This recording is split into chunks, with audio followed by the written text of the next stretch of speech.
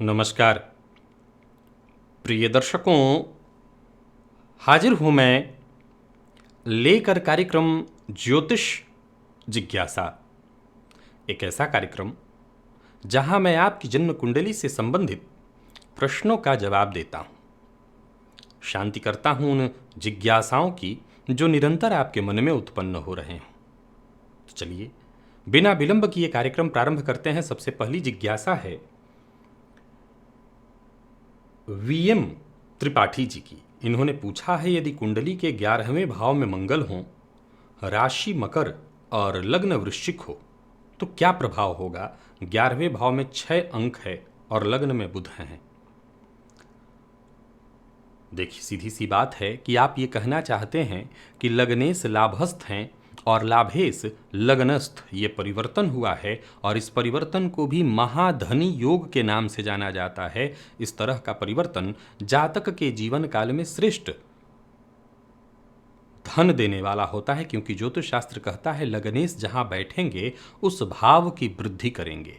तो वो लाभ भाव में बैठेंगे तो लाभ में वृद्धि करेंगे, और लाभेश लग्न में आकर के बैठेंगे तो भी जातक लाभ पाने के लिए निरंतर प्रयत्नशील होगा। बढ़िया है।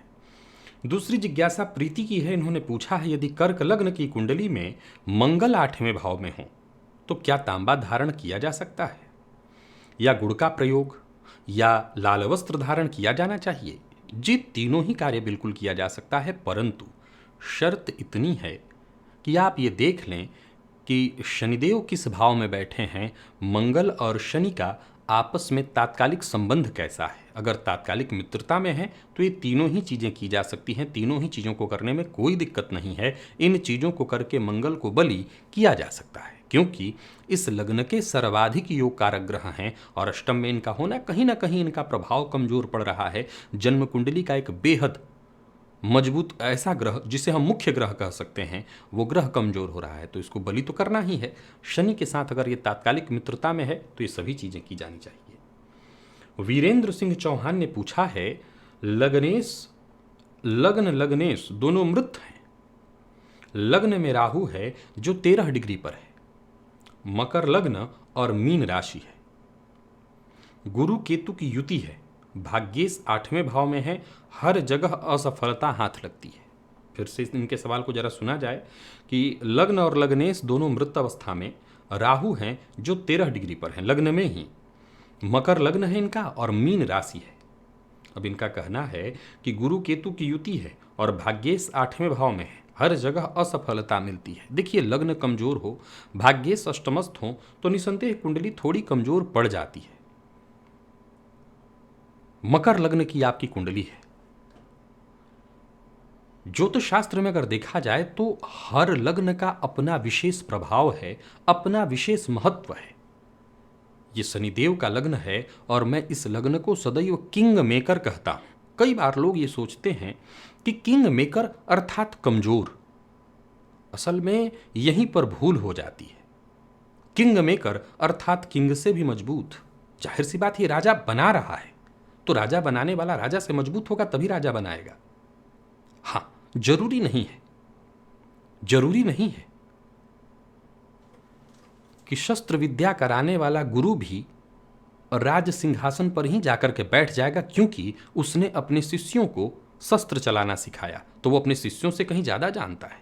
लेकिन इसका यह मतलब नहीं कि वो जाकर के राजगद्दी पर बैठ जाएगा। राजगद्दी का अधिकार जिसको है उसी को मिलेगा। तो ये किंग मेकर लग्न है, किंग बनाता है। अब आपने जो बातें कही हैं उसमें संघर्ष की स्थिति तो अवश्य होगी, लेकिन इस लग्न में एक और संघर्ष की स्थिति है, चीजों का विलंबित होना। विलंबित होकर के चीजें मिलती हैं।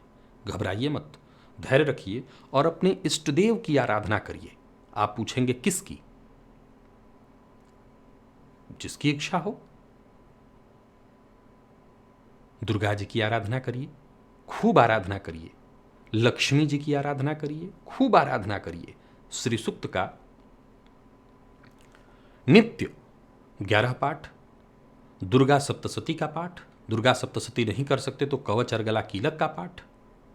कैसे नहीं जीवन बदल जाएगा? बिल्कुल बदलेगा। अगला प्रश्न, नरावन क्या है ये? नरावान गौतम यही नाम होगा आपका जो आपने जो लिखा है, ठीक है। आपने पूछा है सिंह लग्न में धन भाव में राहु, मंगल 8वें भाव में शनि और केतु, 11वें भाव में सूर्य और शुक्र, 6वें में गुरु, 10वें भाव में बुध अस्त व सामने चंद्रमा, क्या जीवन दुख व संघर्ष और कलंक की स्थिति बनी रहेगी? सिंगल किडनी है और बार बार वैराग्य की तरफ मन जाता है। देखिए, आपका नाम गौतम साहब जो भी आपने कहा है, ये मुझे लगता है ये नाम नहीं होगा, मुझे लगता है या फिर नाम भी होगा आपका, लेकिन मैं गौतम शब्द से ही आपको वो कर लेता हूं, संबोधित करता हूं। वैराग्य। देखिए, जीवन में अगर दुख की स्थिति हो, जीवन में कष्ट ही कष्ट हो, जीवन में चहुओर, जैसा आपने लिखा है, आपकी लाइन में ग्रहों को भूल जाता हूं, आपकी बातों पर आता हूं कि जीवन दुख संघर्ष से भरा पड़ा है, कलंक की स्थिति बनी है, किडनी भी एक है, तो इस अवस्था में उत्पन्न होने वाला ये जो वैराग्य है, ये वैराग्य संपन्नता और संतुष्टि वाला वैराग्य नहीं है, ये विपन्नता और दुखों वाला वैराग्य है। ये वैराग्य आपको वहां नहीं ले जाएगा, ये वैराग्य आपको कहीं नहीं ले जाएगा। वैराग्य उत्पन्न होने का अर्थ ही है, बड़ा श्रेष्ठ विचार आपके मन में आया है, लेकिन यह विचार तब आया है जब आप विपन्नता या यूं कहें कि संघर्षों से जूझ रहे हैं। तो ये व्यापार, ये जो वैराग्य है, आपको कहीं नहीं ले जाता। आप यहां से भी जाएंगे और वहां से भी। न तो ये लोक बनेगा न परलोक, दोनों ही लोक में मारे जाएंगे। सो आप निसंदेह पहले तो इधर ही होइए। वैराग्य आने से पहले आपको संपन्न होना पड़ेगा। संपन्नता वाली अवस्था में अगर वैराग्य उत्पन्न होता है तो इसमें कहीं कोई दो मत नहीं, कहीं कोई दो मत नहीं कि वही वैराग्य आपको सही जगह पर ले जाएगा, वही सही जगह पर ले जाएगा। तो वैराग्य की बात भूल जाते हैं। अब आ जाते हैं कि आपका कहना है कि सिंह लग्न की कुंडली में धन भाव में राहु और मंगल बैठे हैं, अंगारक योग यहां पर बना। 8वें भाव में शनि और केतु बैठे हैं, शनि और केतु का योग यहां श्रापित योग की स्थिति बनी। 11वें में सूर्य हैं, ये तो बहुत अच्छी स्थिति है, कम से कम एक पॉइंट तो बहुत मजबूत है कि 11वें में सूर्य बैठे हैं। सूर्य लाभ भाव में होना बढ़िया है। और बाकी की ग्रह स्थितियों को मैं देखूं तो मुझे लगता है कहीं कोई दिक्कत ज़्यादा नहीं है। ठीक है, जीवन में कष्ट होगा लेकिन लाभ की स्थिति है। भगवान श्री हरि विष्णु की आराधना करिए, खूब उनकी आराधना करिए जितना हो सके। विष्णु सहस्त्र नाम का पाठ करना, ओम नमो भगवते वासुदेवाय इस मंत्र का जप करना, यही करिए। जरूरत ही नहीं पड़ेगी वैराग्य की। इसी जीवन में राजसी स्थिति उत्पन्न हो जाएगी और आप परेशानियों से मुक्त भी होंगे। गोविंद कृष्ण जी ने पूछा है, सिंहलग्न की कुंडली में पंचम भाव में शुक्र मंगल की युति का क्या फल होगा? क्या यह युति धर्म कर्माधिपति योग बनाएगी? देखिए, युति धर्म और कर्म के स्वामियों की है, लेकिन ये युति नवम और दसम में बने तभी धर्म कर्माधिपति योग माना जाएगा। हालांकि ज्योतिषशास्त्र कहता है कि नवमेश और दशमेश की युति कहीं भी बने वो बहुत अच्छी है, परंतु पंचम भाव प्रेम का भाव भी है और यहाँ पर शुक्र मंगल की युति जातक को मति भ्रष्ट भी करता है, भटकाता भी है। तो नियंत्रण जरूर अपने ऊपर रखना चाहिए। बाकी ये युति श्रेष्ठ है। नीरज शर्मा जी ने पूछा है, अगर मंगल गुरु और राहु एक साथ सप्तम भाव में हों तो क्या अंगारक और चांडाल दोष होगा या खत्म हो जाएगा? ये स्थिति बड़ी गजब की होती है। कई बार जब आप ये प्रश्न पूछते हैं तो मैं सोचता हूं इस पर बृहद वीडियो बना करके समझाऊं लोगों को कि किसी एक ही भाव में, अब यहाँ देखिए तो गुरु और मंगल की युति से योग भी बन रहा है, लेकिन राहु के होने से चांडाल और अंगारक भी बन रहा है। तो ये जरा समझने वाली स्थिति होगी कि पॉइंट से ये तय होगा कि पहले तो कई बार योग दुर्योग नहीं भी बनता है। ये भी ध्यान रखने वाली बात होती है कि कई बार दुर्योग वहाँ नहीं बनता क्योंकि दोनों योग और दुर्योग कारक ग्रह के बीच दूरी काफ़ी होती है। परंतु अगर दोनों के बीच जैसे एक ही नक्षत्र में होना या दशंश के अंदर ही सब दोनों का होना, निसंदेह यहाँ अंगारक और चांडाल दोनों ही योग बनाएगा। हालांकि मंगल और गुरु की युति भी बहुत श्रेष्ठ माना गया है। मंगल और गुरु की युति में गुरु बलवान हो जाते हैं। तो अब ये देखना होगा कि किस अंश पर सभी ग्रह हैं ये तीनों के तीनों, और तब जाकर के ये तय किया जाएगा। ऐसा नहीं कि ये ये योग खत्म होगा, दुर्योग तो रहेगा ही। सचिन जी ने पूछा है, सप्तमेश और द्वादशेश का स्थान परिवर्तन हो तो व्यापार कैसा होगा? देखिए, सप्तमेश और द्वादशेश का परिवर्तन सीधी सी बात है कि कहना चाहता है कि व्यापार दूरस्थ जगहों पर, दूरस्थ देशों में करो, यानी आप कहीं भी रहिए परंतु व्यापार आसपास नहीं, दूर के देशों से संपर्क साध करके करने वाला व्यापार करिए, वो आपके लिए बढ़िया होगा। भानु भारद्वाज ने पूछा है, तुला लग्न में चलित में धन भाव में कृष्ण पक्ष नवमी के चंद्रमा के मद्रुम योग में नीच के और किसी भी ग्रह से दृष्ट नहीं है, इसके क्या परिणाम होंगे? साहब, इसमें चलित का नाम आपने क्यों डाल दिया, मैं समझ नहीं पाया। क्या चलित में ही ये स्थिति बन रही है? अगर आप जन्मांक में भी देखें तो चंद्रमा की स्थिति तो यहाँ ठीक नहीं होगी, क्योंकि आपने कहा कृष्ण पक्ष के नवमी का चंद्रमा, इसमें चलित में ज़्यादा कुछ लेना देना नहीं है। कि मद्रुम की स्थिति हो सकता है आपके चलित में न बन रही हो, तो चंद्रमा या तो तुला में होंगे या वृश्चिक में। तो वृश्चिक में आप नहीं है, तभी तो आप चलित का नाम लगाए हैं। तो या तो तुला में होंगे तो फिर नीचारोही होंगे, नीच की ओर बढ़ रहे हैं। तो दोनों ही अवस्थाओं में परिणाम तो एक ही होगा, जो आप महसूस कर रहे होंगे, मानसिक अशांति। वो पूछने और बताने की आवश्यकता नहीं है, चलित देखने की भी आवश्यकता नहीं है, वो तो घटित हो रही होगी, मानसिक अशांति। जय जी हैं, इन्होंने पूछा है, लग्न कुंडली में पंच महापुरुष योग ना हो लेकिन चलित कुंडली में पंच महापुरुष योग हो तो क्या वह ग्रह पंच महापुरुष योग का फल देगा? अगर नहीं तो कैसा फल देगा? नहीं, समझिए, पंच महापुरुष योग का फल देने की जहां तक बात आ रही है, पहले ये हमें जानना होगा। ऐसा नहीं है कि चलित में भी कई बार ग्रह बहुत अंश बल में मजबूत स्थिति में बदलाव करता है, संधि में आता है, परिवर्तन करता दिखता है, लेकिन चलित में ज्यादातर वो ग्रह होते हैं जो राशि परिवर्तन करने की स्थिति में होते हैं, यानी कमजोर अवस्था। तो कमजोर अवस्थागत ग्रह प्रायः अपना श्रेष्ठ प्रभाव नहीं दे पाते। लेकिन अगर सामान्य तर्क से आप समझें तो चलित में भी महापुरुषों कैसे बनता है? जैसे गुरु अगर चतुर्थ भाव में स्वगृही होकर के बैठे हों, धनु राशि हो या मीन राशि हो, वैसे ही शुक्र है तुला राशि में स्वगृही या उच्च राशि में बैठे हों, तो ग्रह महापुरुष योग का निर्माण करता है।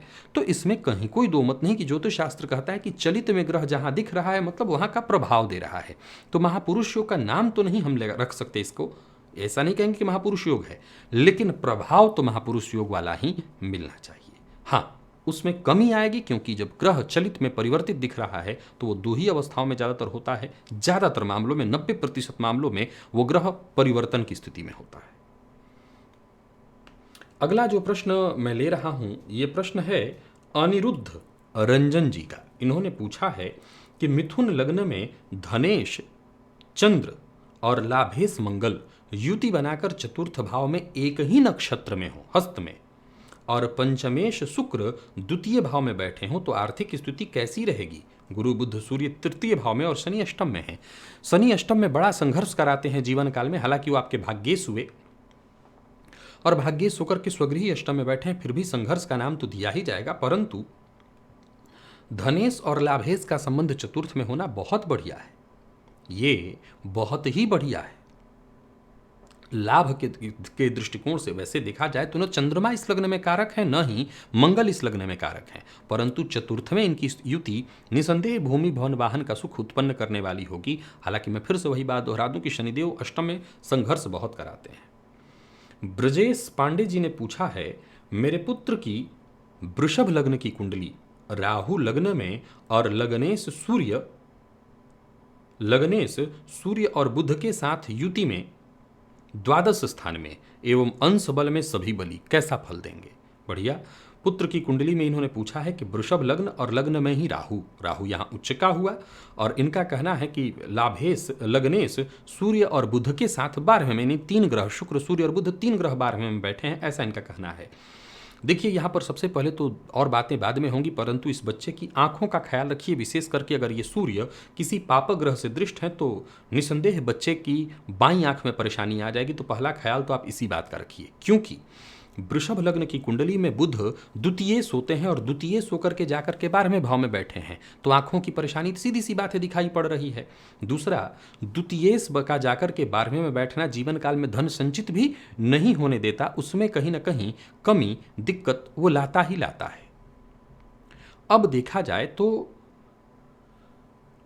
लग्नेश शुक्र का 12वें में जाकर के बैठना यानी मेष राशि में, अगर ये तीनों ग्रह मंगल के साथ तात्कालिक मित्रता में है तब तो ज़्यादा चिंता नहीं है, लेकिन मंगल के साथ अगर तात्कालिक मित्रता में नहीं है तो ये परेशानी वाली स्थिति में होंगे। आज ही राशिफल में मैंने सूत्र बताया कि सूर्य 12वें में हो और मंगल की दृष्टि पड़ जाए तो सरकार के द्वारा जातक का धन जब्त किया जाता है, इनकम टैक्स विभाग के द्वारा आपके धन को लिया जाता है, छीना जाता है। तो यहाँ पहले तो बच्चे की आंखों का ख्याल। लेकिन शुक्र की अगर हम बात 12वें में करें तो शुक्र अति विशिष्ट कारक 12वें में माने गए हैं, ये जातक को देश विदेश की यात्रा अवश्य करा देते हैं। अगला प्रश्न है अभिषेक कुमार जी का, इन्होंने पूछा है केतु या राहु का 9वें भाव में होना पितृदोष का द्योतक है? माना तो ऐसा जाता है, लेकिन ज्योतिष शास्त्र एक और बात कहता है कि 9वें में राहु और केतु में से कोई भी हो, विशेष करके राहु तृतीय में कारक होते हैं, ये आपने सुना है। राहु तृतीय में अति विशिष्ट कारक होते हैं, तो सीधी सी बात है कि जब राहु तृतीय में अति विशिष्ट कारक होंगे तो केतु कहाँ होंगे? 9वें में। केतु 9वें में होंगे तो केतु का 9वें में होना बहुत अच्छा है। तो वहीं राहु की अगर बात आए तो ज्योतिष शास्त्र कहता है कि राहु जो कि सर्वाधिक पापग्रह हैं, अगर भाग्य भाव में बैठे तो उनके दुष्प्रभाव में कमी आ जाती है और वो शुभता प्रदान करते हैं। तो मैं समझता हूं कि कोई चिंता की आवश्यकता नहीं है, पितृदोष है भी तो चिंता की कोई आवश्यकता नहीं। लालचंद शर्मा है, इन्होंने पूछा है मकर लग्न में शनि और राहु लग्न में ही बैठे हैं, गुरु और केतु सप्तम भाव में हैं, क्या पूरे जीवन में संघर्ष ही करना पड़ेगा? मकर लग्न में शनि और राहु, अभी सबसे पहले शुरुआत में मकर लग्न से ही संबंधित कुछ बड़ी बातें कह चुका हूं, अब वो नहीं दोहराऊंगा। निसंदेह लग्न में शनि बैठे हैं, शशमहा पुरुष योग है, लेकिन राहु के साथ बैठे तो संघर्ष वैसे ही शनिदेव ऑलरेडी देंगे और राहु के साथ हो जाने से संघर्ष में थोड़ी वृद्धि होगी। शनि राहु संयुत सर्वदा रोग संयुत, यहाँ रोग का अर्थ केवल शारीरिक रोग नहीं, तरह तरह की परेशानियां हैं, तो थोड़ी परेशानी तो रहेगी। हनुमान जी की आराधना करिए। कामिनी भट्ट हैं, इन्होंने पूछा है मिथुन राशि मिथुन लग्न की कुंडली में 8वें भाव में मकर राशि में राहु हैं, शनि की महादशा में राहु की अंतर्दशा कैसी रहेगी? स्वास्थ्य से संबंधित ये जानना चाहती हैं।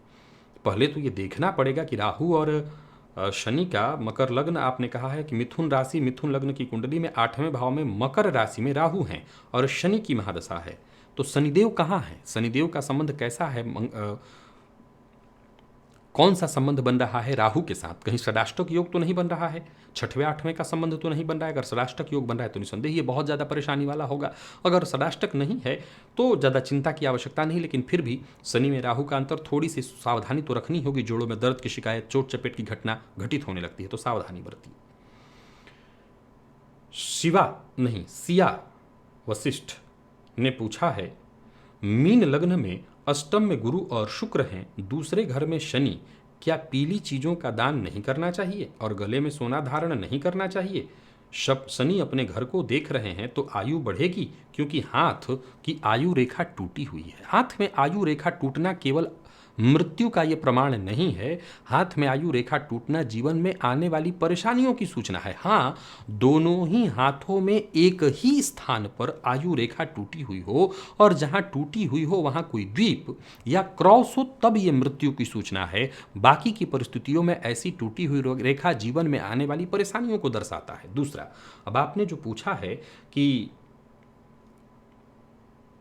अष्टम भाव में मीन लग्न में आपका कहना है कि गुरु और शुक्र हैं, दूसरे घर में शनि, तो पीली चीज़ों का दान नहीं करना चाहिए। आप कौन सी पीली चीज़ों का दान कर रही हैं? क्या सोने का दान कर रही हैं? अगर कर रही हैं तो मुझे भी ज़रूर बताइए, कितनी मात्रा में कर रही हैं, मैं भी विचार कर लूँ। और कौन सी पीली चीज़ों का आप दान कर रही हैं और कहाँ से भाई दान कर रही हैं? सबसे पहले तो ये जानना होगा। क्या हम इस पृथ्वी पर कुछ लेकर के आए थे? हमने यहीं लिया है और यहीं पर हमें देना है, तो यहीं की चीज़ यहीं पर देना है, और दान करने वाले हम कहाँ से बन जाते हैं? तो अगर कोई ऐसी चीज है जो आप दान करने योग्य, याद रखिए दान का भी भेद बड़ा गजब का है। कामना परक दान और कामना रहित दान।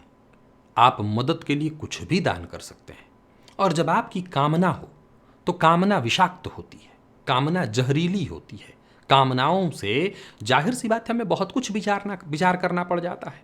तो अगर आपकी कामना है, उदाहरणार्थ अगर किसी की कुंडली में गुरु उच्च के हैं, तो क्या वो पीली चीजों का दान कर सकता है? दान अगर कामना परक है कि मैं ये दान कर रहा हूं इसके बदले मुझे मिले, तो नहीं कर सकता, तब नहीं कर सकता। लेकिन अगर आप ऐसी ऐसी इस चीज़ों के लिए दान करें कि सबकी मदद हो, जगत कल्याण हो। बड़े प्रेम से करिए, क्योंकि जितना दान करिएगा उतना बढ़ जाएगा। तो दान का भेद जानना बहुत जरूरी है। और रही बात गले में सोना धारण करना, जरूर करिए, खूब करिए, क्या दिक्कत है। नितिन जी हैं, इन्होंने पूछा है मिथुन लग्न में बुध और शुक्र 12वें भाव में इनके तत्वों का अत्यधिक व्यय कराते हैं, क्या इनको सुधारने के लिए कोई उपाय है? निसंदेह बुध वाणी है तो वाणी और शुक्र वीर्य है तो वीर्य, इन दोनों चीज़ों का व्यय तो अवश्य ही होगा, करने ही लगेगा जातक। निसंदेह आपको एक ही उपाय मिल सकता है, और वो उपाय है प्राणायाम करना, ध्यान करना, किसी गुरु की सन्निधि में होना, वही आपको सन्मार्ग दिखाएंगे, तो इन चीज़ों से बचा जा सकता है। विक्रम सिंह जी ने पूछा है सिंह लग्न की कुंडली में बुध सूर्य के साथ लग्न में स्थित है, क्या पन्ना धारण कर सकते हैं? सिंह लग्न की कुंडली में बुध सूर्य के साथ क्या आवश्यकता है पन्ना धारण करने की? केवल धनेश हैं इसलिए, या लाभेश हैं इसलिए? मुझे लगता है कि ऑलरेडी महाधनी योग का आपको लाभ मिल रहा है। आप सूर्य को बलवान करिए, मंगल को बलवान करिए, गुरु की स्थिति को देख करके इनको बलवान करिए, मुझे लगता ही नहीं, जरूरत ही नहीं दिखाई पड़ती। और परविंदर कुमार, इन्होंने पूछा है कि कर्क लग्न की कुंडली में लग्न में ही मंगल बुध केतु की युति है, 10वें भाव में चंद्रमा है और 6वें भाव में बृहस्पति और एकादश में शुक्र शनि की युति, क्या मैं मांगलिक हूं? 12वें भाव में सूर्य हैं। अच्छा, इतनी बातें बता करके एक लाइन का प्रश्न पूछा। लग्न में ही मंगल बैठे हैं तो 100% मांगलिक है। भावना शर्मा जी ने पूछा है वृश्चिक लग्न में 12वें भाव में शुक्र बुध राहु युति व राहु की महादशा चल रही है, लाजवर्त पहन सकते हैं क्या? बिल्कुल पहन लीजिए, कहीं कोई दिक्कत नहीं। लाजवर्त शनि राहु केतु प्रत्यर्थे धारयत लाजवर्तकम, बिल्कुल पहन लीजिए, इसमें कहीं कोई नुकसान नहीं है। और कमल बोम्बले इन्होंने पूछा है मिथुन लग्न में 5वें भाव में चंद्रमा अकेले हैं और 6वें भाव में केतु, एकादश भाव में बैठे सूर्य और बुध की दृष्टि चंद्र पर है, बाकी कोई भी ग्रह की दृष्टि चंद्रमा पर नहीं है, ये केमद्रुम योग है? निसंदेह केमद्रुम योग है, ये तो पूर्णिमा के आसपास का चंद्रमा है और मिथुन लग्न में चंद्रमा यहाँ नीचारोही हो रहा है, तो ये ऑलरेडी मानसिक अशांति का कारण तो बना ही बना है। मैंने बताया था कि चंद्रमा पूर्णिमा का हो तो अमावस्या का हो तो स्थिति लगभग एक समान होती है, तो ये मानसिक अशांति की स्थिति तो उत्पन्न करेगा ही करेगा। शिव आराधना करिए। प्रेरणा शर्मा जी ने पूछा है मेष लग्न में कर्मेश शनि का 12वें भाव में व्ययेश गुरु का 10वें भाव में बैठना क्या परिवर्तन योग है, क्या फल होगा? ये परिवर्तन तो जरूर है, इसमें एक फायदा है कि जब जब नौकरी जाएगी तुरंत नौकरी मिल जाएगी, लेकिन नौकरी में लगातार परिवर्तन बना रहेगा, लगातार परेशानी। अगर परिवर्तन नहीं तो ट्रांसफर होगा, कोई ना कोई परेशानी आएगी। हालांकि एक बात है कि नौकरी जाने की अवस्था में नौकरी शीघ्र मिल जाएगी। और सौम्य अग्रवाल यही नाम है, तो आपने पूछा है कि मीन लग्न में गुरु चंद्र के साथ कुंभ राशि में और किसी भी ग्रह से दृष्ट नहीं है और शनि दूसरे भाव में बैठे हैं, 10वें भाव में सूर्य और शुक्र हैं, क्या पुखराज धारण कर सकते हैं? मीन लग्न में गुरु चंद्र के साथ कुंभ राशि में, मीन लग्न में कुंभ राशि में, तो जाहिर सी बात है वो 12वें भाव में हो गया, तो और किसी ग्रह की दृष्टि भी नहीं है। मुझे लगता है पुखराज धारण करने की जगह आप केसर का तिलक लगाइए, पीले वस्त्र धारण करिए। और ये भी देख लीजिए कि शनि दूसरे भाव में तो तात्कालिक मित्रता में है, बिल्कुल तात्कालिक मित्रता में है। आप बड़े प्रेम से